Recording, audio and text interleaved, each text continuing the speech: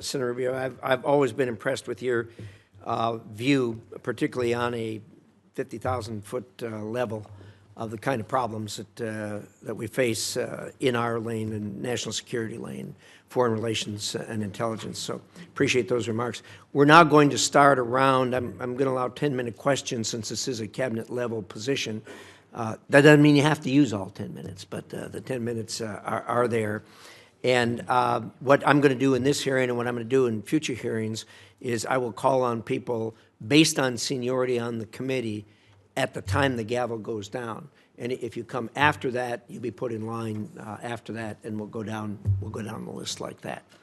In any event, with that, Senator Rubio, could you talk for a minute about the Russian energy reliance? I think all of us were impressed when the war started that the Europeans knew the necessity of cutting the cord with Russia on their reliance on Russian energy, which had developed since the Iron Curtain came down, all of us believing that Russia would behave itself, which turned out to be a very misplaced view. And now, with the war carrying on, it's going to end, obviously, at some point in time. There are voices in Europe saying, well, we can go back to using Russian energy. My view is that that's not reasonable and it's not appropriate. And indeed, I think that the fallout from this war is going to go on for generations. Your thoughts on the energy relationship between Europe and Russia in the future? Well, I'm reminded, I believe back in 2018, then President Trump, on two occasions, once at the United Nations and I think another time at a NATO conference, pointed, for example, to Germany's reliance on Russian energy as a real vulnerability. And he was snickered at. I remember he was snickered at by the representatives of Germany at the United Nations. He turned out to be 100% correct. In fact, that reliance on Russian energy was a major loss of deterrence. Vladimir Putin, among his many calculations, one of the calculations he took in going in Ukraine was that the Europeans would complain, maybe they'd hit him with a couple sanctions, they'd write some strongly worded nasty letters about him, but ultimately would not be able to do anything effectively because of how much they depended on Russia. And in some cases continue to depend. I believe France is the third leading payer into Russian energy in the world, and I think a couple other countries in Europe follow right behind. So there's still a significant amount of dependence in that regard. And that dependence on Russian energy is a tremendous amount of leverage that Vladimir Putin holds on his neighbors in Europe. Now, there is some good news. I think, for example, I watched with great interest the German engineering marvel, where they've been able to, I think by the end of this year, after they waived permitting requirements, and within 9 months, we're able to open what is literally a floating LNG terminal to allow and receive exports, including from the United States and other places. So I do think you're seeing movement in Europe now to try to detangle itself from that level of dependence. But it remains a real vulnerability and a tremendous piece of leverage for Putin against his neighbors in the broader world. It's also a reminder, by the way, and I used to be guilty of saying this quite a bit, that the Russian GDP was the size of Italy's, not very large. I think one of the things we learned from this endeavor is that it's not just the size of the GDP, but what it's composed of. And the Russian GDP, while smaller than some other countries, is largely reliant on the production of raw materials, on the energy, on food production, fertilizer and the like. And these are critical components of national strength and a reminder of how important they are for us here domestically as well. Thank you. I appreciate that. I do think, too, we ought to acknowledge that the Europeans did a job that was well beyond our expectations the first winter. As they struggled through, they did really well as far as cutting the cord with Russia, being as how hard they were tied to that.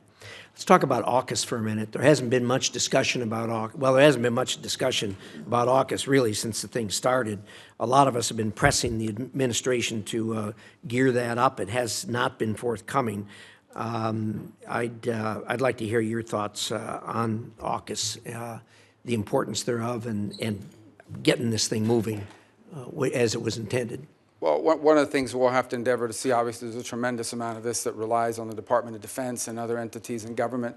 To the extent the Secretary of State and the Department of State is engaged, it's something that I think you're going to find very strong support for in this administration, because it's one of, I think it's almost a blueprint in many ways of how we can create consortium-like partnership with nation states that are allied to us to confront some of these global challenges, be it in the defense realm, in the technology realm, in the critical minerals realm, in the sensitive technologies and critical technologies on, for example, artificial intelligence and advances in even quantum computing.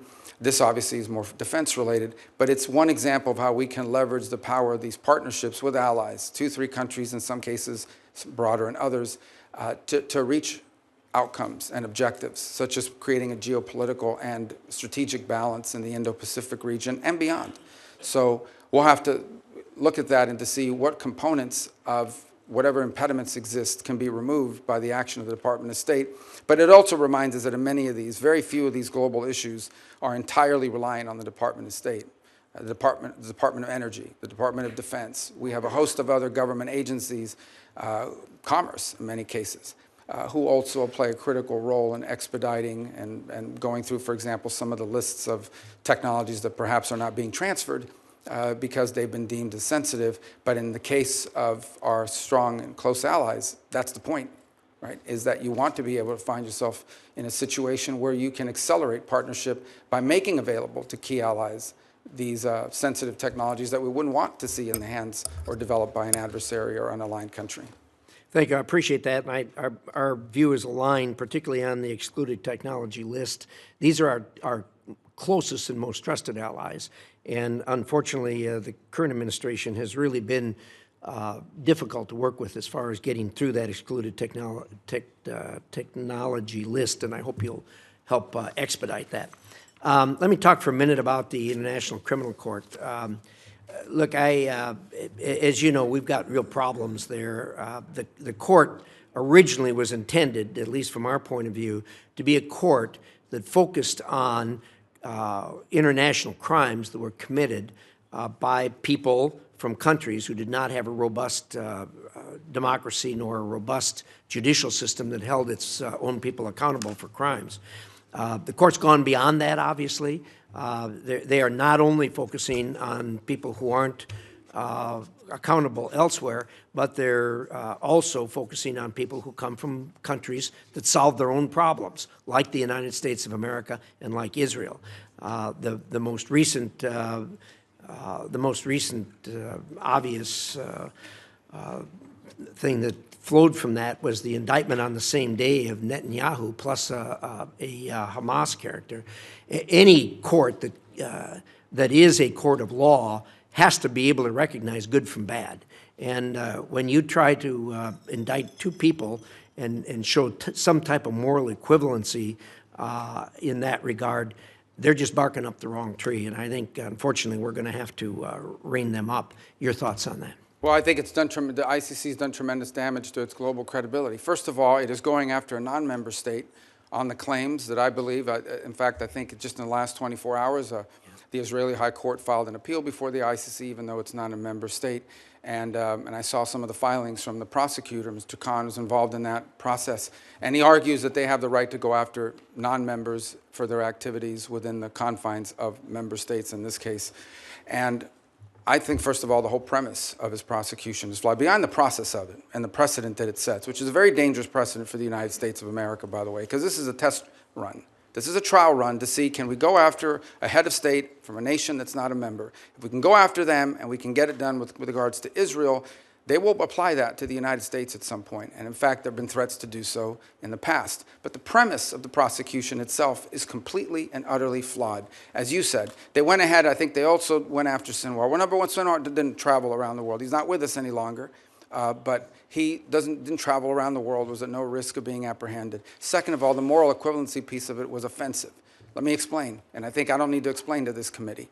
Hamas carried out an atrocious operation. They sent a bunch of savages into Israel with the express and explicit purpose of targeting civilians. They went into concerts. They went into these music festivals. They knew that there were no soldiers at the music festival. They knew that these were teenagers and young families, that they went into different communities and the kibbutzes and the like, and they deliberately targeted civilians. Deliberately. It was in fact, they kidnapped the ones they didn't murder, the families who they didn't eviscerate, the people whose skulls they didn't crack open.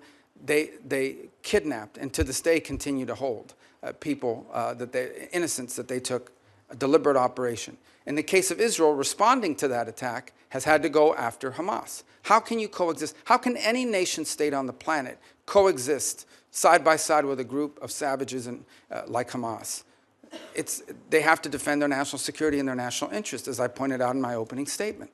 And so there is no more, and they didn't target civilians. Now, sadly and unfortunately, and I'm sure we'll discuss it further, some of the other questions that will come up here today, one of the horrible things about war, it's a terrible thing about war, and it's why we should try to prevent it at almost any cost, is that innocent people are caught up in it.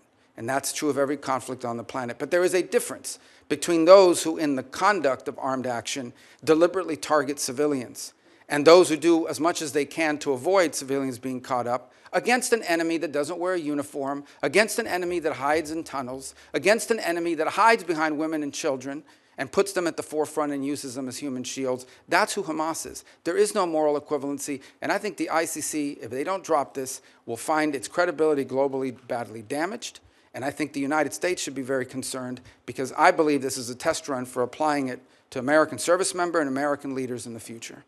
Well said. I couldn't agree with you more. And certainly the court has badly damaged its reputation, and it's going to have a long ways to go to recover from that. So with that,